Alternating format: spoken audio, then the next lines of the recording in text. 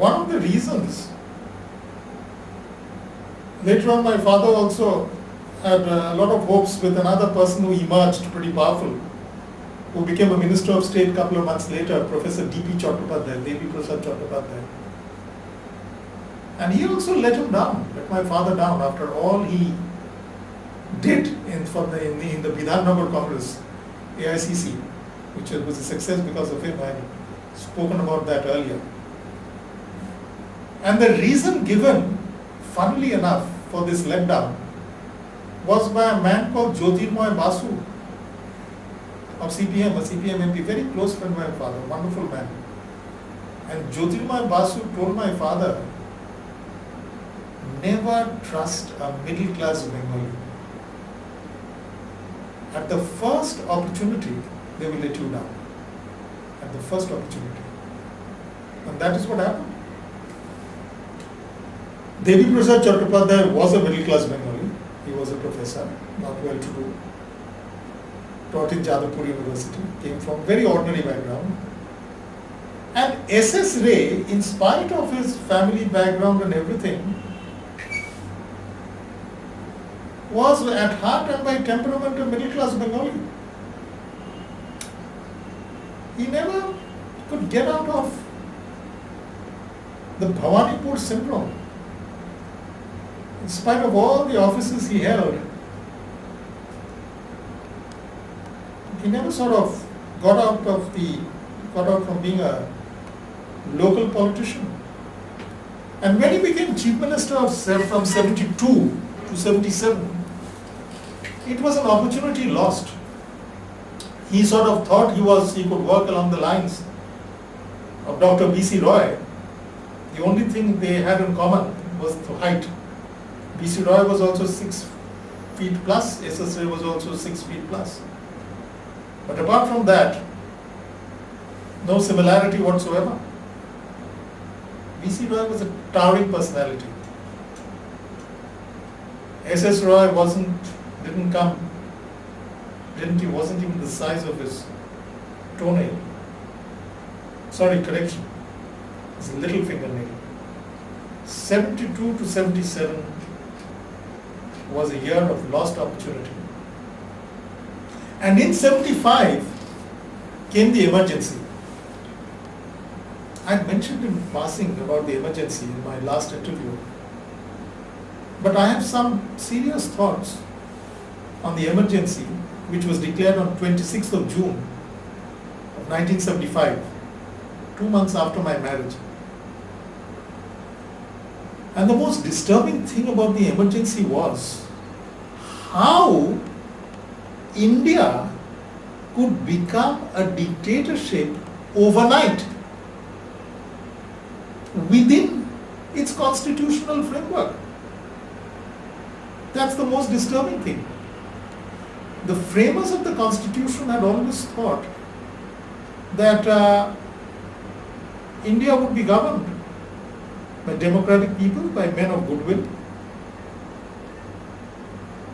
And don't forget, although there's a lot of hype about our constitution, the so-called framer of the constitution, Dr. Ambedkar, basically the constitution is a carbon copy of the Government of India Act of 1935, which was drafted by the Britishers. 80% of the constitution is the Government of India Act of 1935, and a lot of it taken from the Irish constitution. In fact, our flag, if you see the Indian flag, the green, the saffron and the white, is horizontal. The Irish flag is also green, saffron and white, but vertical. So even our flag we have borrowed from the Irish flag with the Ashok Chakra in the middle. So what is most disturbing in that if somebody wants, they don't even have to subvert the constitution, but within the constitution, India can timidly turn into a dictatorship overnight. And what happened in Bengal? In Bengal, not a single CPM member was put behind bars. Many of them deserved to. put behind bars by the Chief Minister. Gaur Kishore Ghosh, an eminent journalist, a Magsaysay Award winner. Borun Sengupta, senior correspondent of the Anand Bazar Patrika. And some nondescript leaders of the Congress local leaders were not bad people at all, harmless people. They were put behind bars. It was utterly shameful. Utterly shameful. So,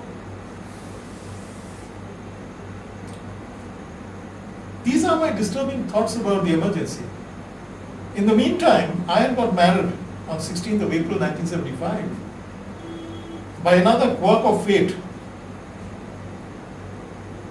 My wife's elder maternal uncle, direct elder maternal uncle, happened to be S.S. Ray, who came to my marriage,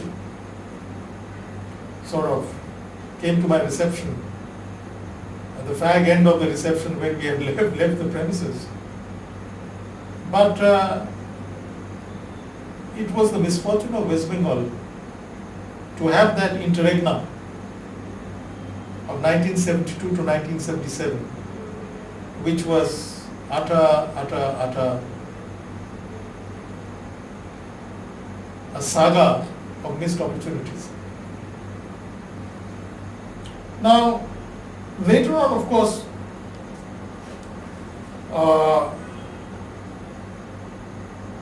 the left front government came with a huge majority from 77.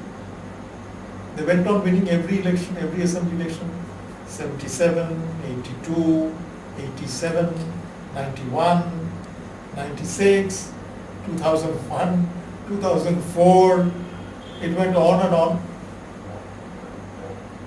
with Congress getting about 40 odd seats. The only exception was 1996, when Congress suddenly shot up to 83 seats. Somen Mitra was the PCC president. And I have a lurking feeling, it's just a feeling, that when in that election of 1996, Congress suddenly shot up from 43 to 86 seats, doubled its tally. Out comes Mamata Banerjee from the Congress, suiting the left admirably, this split in the Congress. So that in the 2001 election and 2006 election, assembly, if you add the tally of Congress and the offshore Trinamool Congress, it was again down to 30 plus, 40 plus. The question sort of rankles. It rankles. Is she a creation? Is she a front? I don't know. Just a thought. And that's what happened. Went on. Let me touch upon that period, 80 to 84, when my father first went as a delegate to the UN, and he became ambassador to Turkey in 81 to 84. And in both places he made, and in both places his making a mark had a big contribution from my mother. My mother came out in a front page photograph in the New York Times. She was always impeccably dressed in her young days. They were known as a very handsome couple when they went to Calcutta Club. And in New York, she was also talked about. She came out, as I said, in the front page of the New York Times. And the 3 years that my father was in Turkey, she was written about, talked about as the most gracious ambassadress they had ever seen. And contributed a lot to the success of my father's stint as an ambassador, where my father also raised the trade level between India and Turkey to new heights. Delhi had a street named years back after Kemal Ataturk, a very prominent street, just next to Gymkhana Club near the PM house. There was no road named after Mahatma Gandhi in Ankara, the capital of Turkey. My father lobbied for it, pushed for it, and it took him 2 years finally to get a fairly prominent road in the diplomatic area of Ankara to be named after Mahatma Gandhi.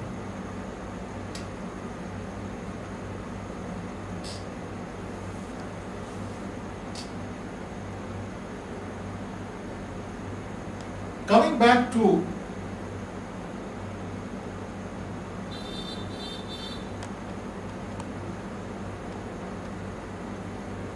I'll talk a little about my own political leanings.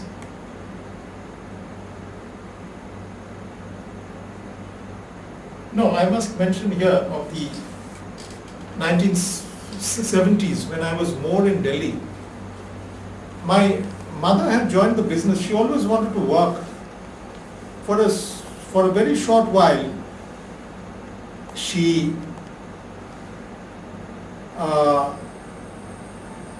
ran the office of one of my uncles, my Pintu Kaku's office in Alam Bazar. He had one office in Lower Circular Road, he had one office in Alam Bazar, and she spent half a day looking after their office. This was before my father went into politics. After my father went into politics, became a minister, she joined the business, looked after more the accounts part, the administration part, left the other things to me. But she became pretty crucial between the period 1972 till... Hello? Hello? হ্যাঁ রবি বলো।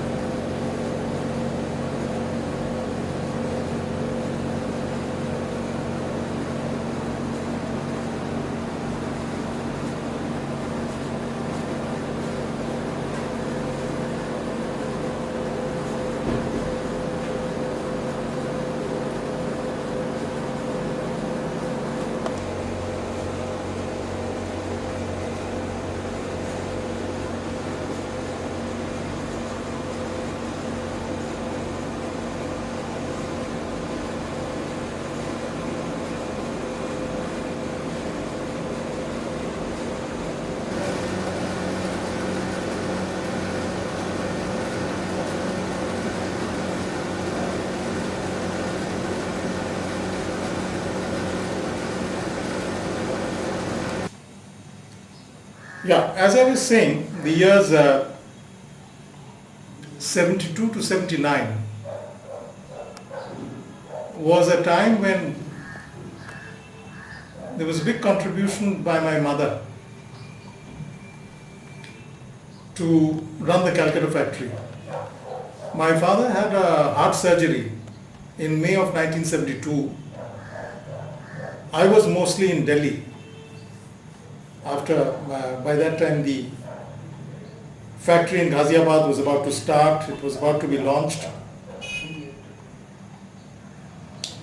And my mother to a great extent took over the reins of the Calcutta factory. My father did not keep well soon after his heart surgery, and he had somewhat indifferent health between 72 to 74. It improved later on. India improved dramatically after he went abroad.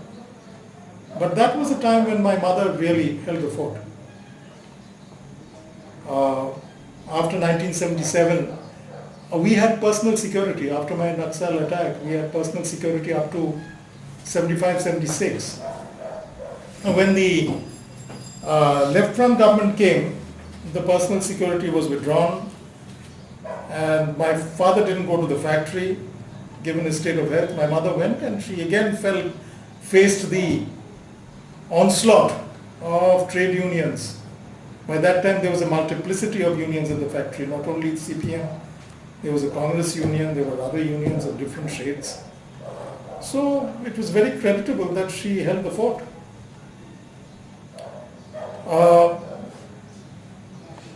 As I said in my earlier interview, both my father and mother were really loved by Atulya Ghosh. By that time, Atulya Ghosh was completely out of politics. He didn't stage a comeback in the Janata Party days, unlike P.C. Sen, Abha Maiti and the others.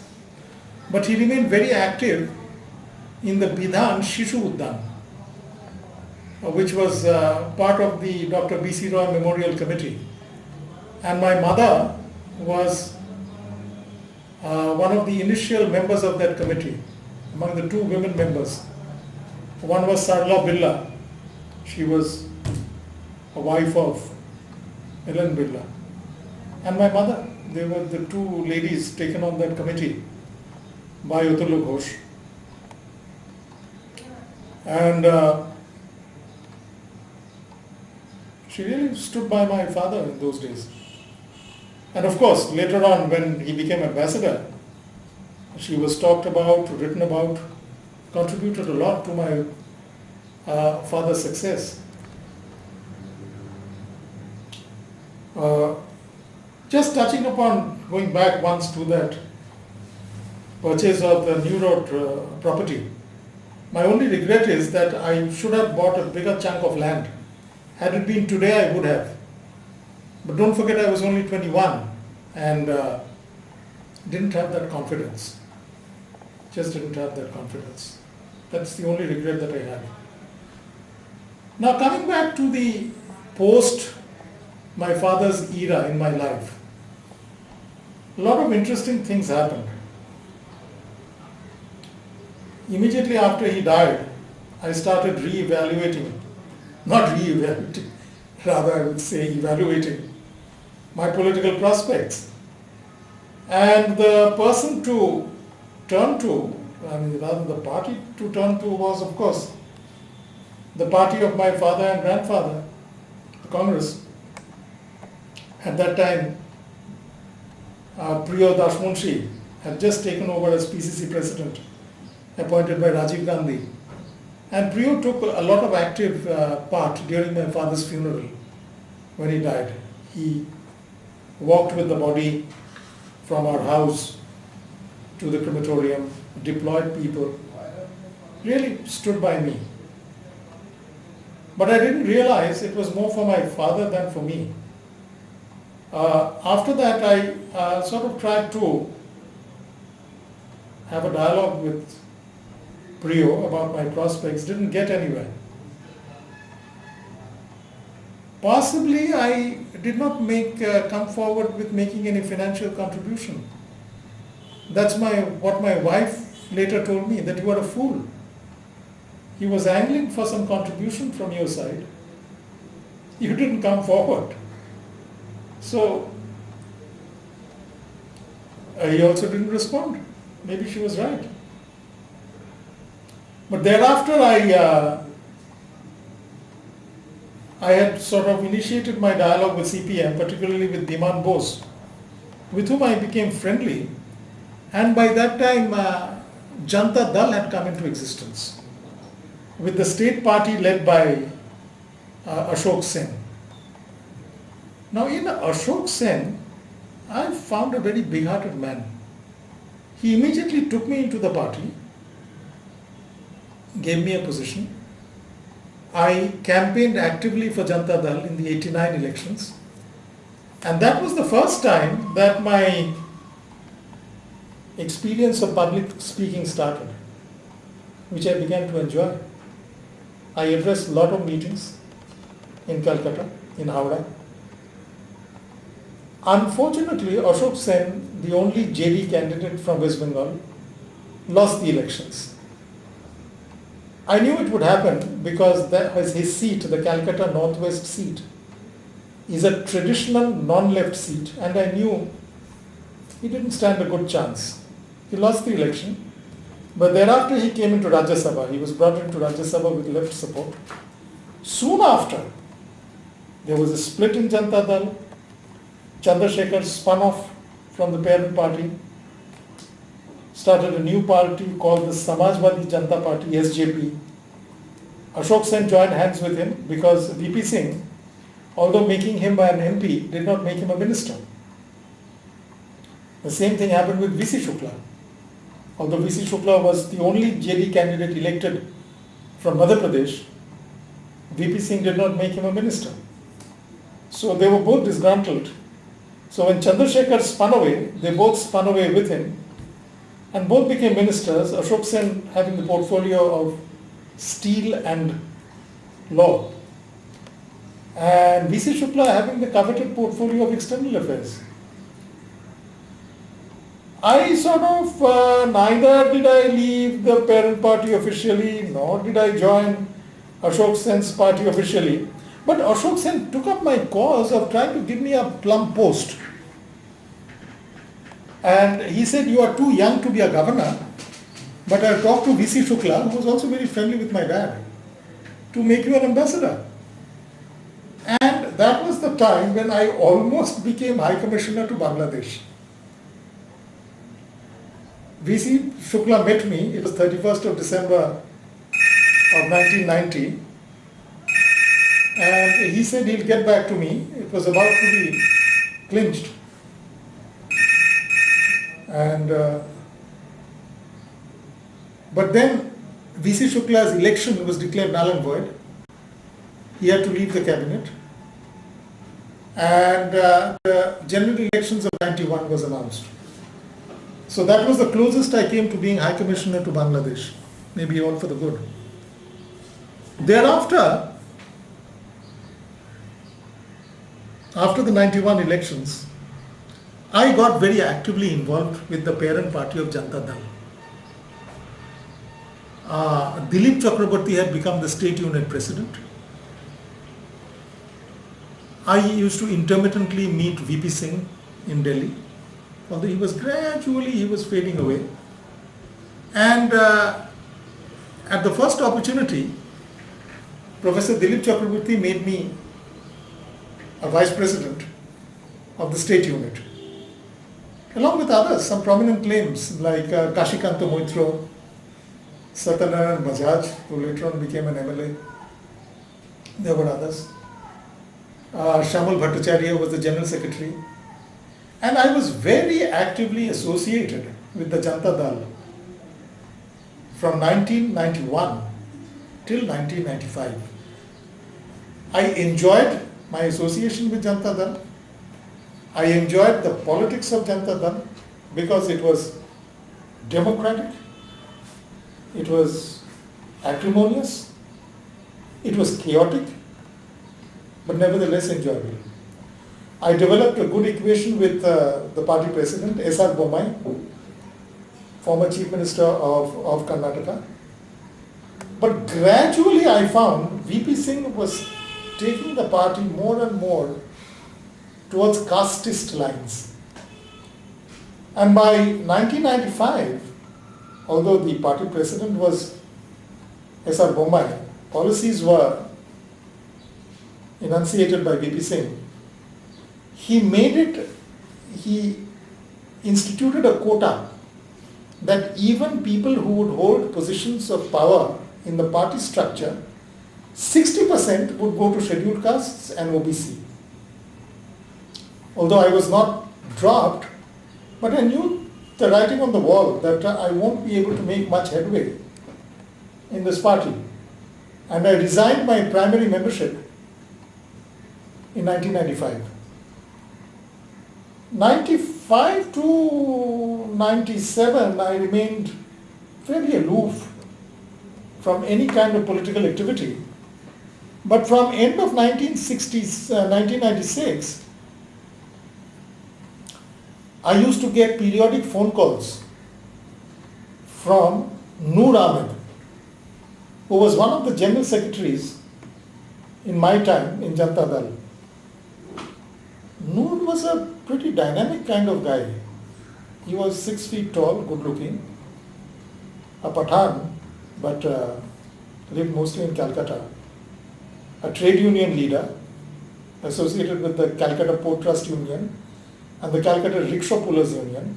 He was always very close to George Fernandez in the Janata Dal days. Now George Fernandez had in the meantime spun off from the parent JD and formed a party of his own called Samta Party. He was the national president. Noor had associated himself with George Fernandez. And by that time, the election commission was pretty particular about political parties also having their internal democratic setup and having internal elections and elected leaders rather than having leaders by an edict from party bosses.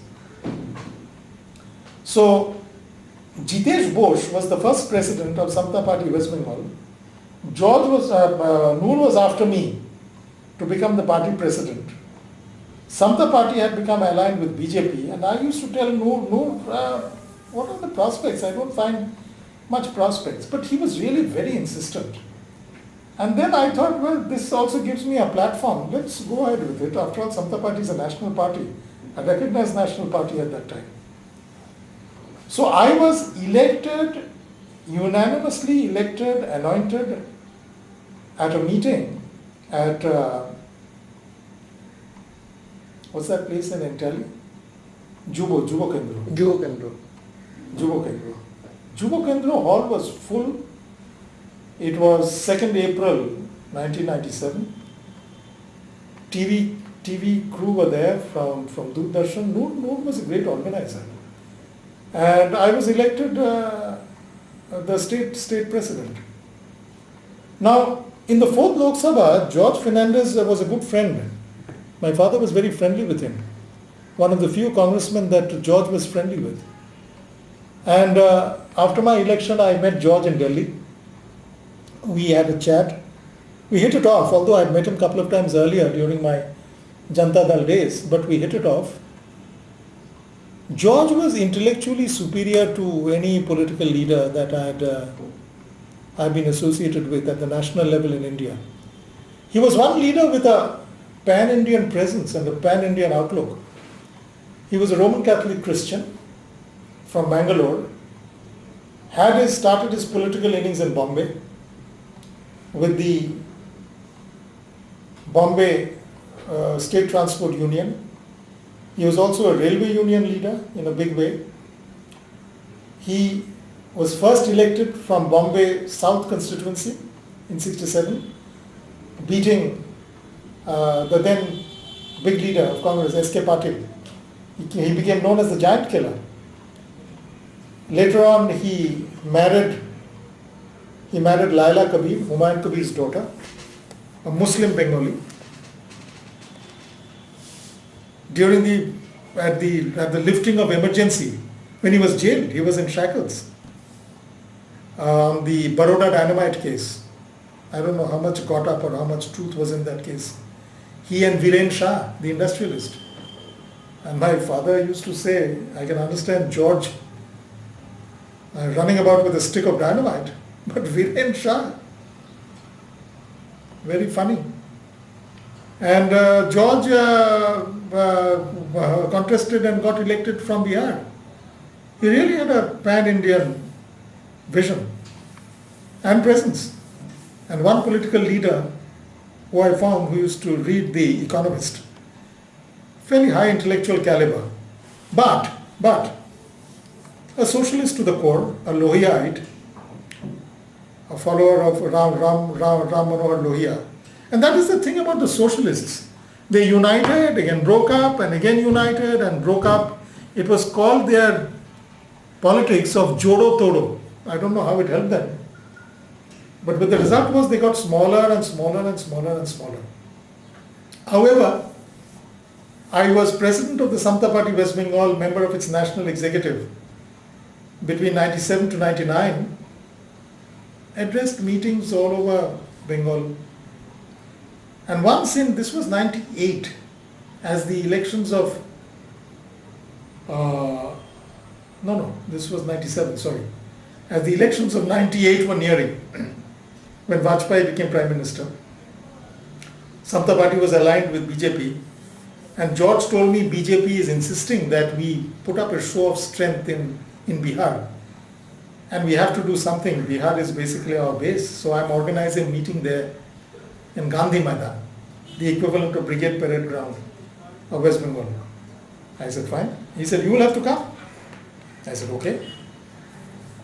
And on the eve of the rally, I took a plane from Delhi to Patna. This was October 97. Landed in Patna. I stayed at the Patliputra Ashok. George, true to style, was living in an MLC's house, Arun Kumar. I took a car, went to meet him. I found him preparing for next day's rally. Very busy. But he said, you will have to speak at the rally. That took me completely by surprise. I wasn't prepared for that. And I said, okay. And next day, at the rally, Nitish Kumar was there, George, the whole gamut of Sapta Party leaders, the Brigade Parade Ground. And I was the fourth or fifth speaker. Now, one thing that I have is a retentive memory. And with all my meetings, etc., that I had with Noor was a very powerful speaker in Hindi. I sort of retained many of that in my head. Did a bit of plagiarizing. And the speech went down very well. I was myself very happy. But anyway, as things evolved, my time and interest also I found was coming to an end with Samta Party. By that time, Mamata Banerjee had formed the Trinamool Congress. She invited George. I immediately came forward and became the first party to align with her in her so-called Bangla Bachao committee. But I found she wasn't serious to really build up a front, really give a fight. That's why again that thing rankles in my mind, that how much she's a real opposition leader to the CPM or a front. Continues to rankle. And as things evolved, I found I lost interest. And the one thing that really made me give up Samta Party was one incident of 23rd January 1999. An Australian by the name of Graham Staines, who was a community and social worker in Orissa, in the jungles of Orissa, he was burnt alive with his two young sons in that remote region of Orissa by rabid Hindu nationalists. And that really shook me. And next day, I gave an interview to the Asian Age. Parvez Hafiz, their senior correspondent, came and met me in my office, and I gave a lengthy interview blasting BJP, our ally at the national level, over not condemning this incident, this ghastly incident. Now, seeing that front page interview in the Asian Age, Monideepa Banerjee of NDTV came and interviewed me right here in this office on the third floor. I used to sit on the third floor in my... You know Monideepa? Yeah, she came and interviewed me. She was once upon a time my colleague. Okay. Monideepa said, Mr. Ghosh, you are the only person of the NDA crowd who has come out with this, and I have been assigned to interview you. And I gave an interview to Moni Deepa. It was about 11:30, 12 o'clock. And I said, when will it come on the TV? She said, by 4:30, 5 o'clock, we should be casting it. It didn't come. It didn't come the next day. I said, Moni Deepa, what's happened? She said, didn't you see George Fernandez, his interview?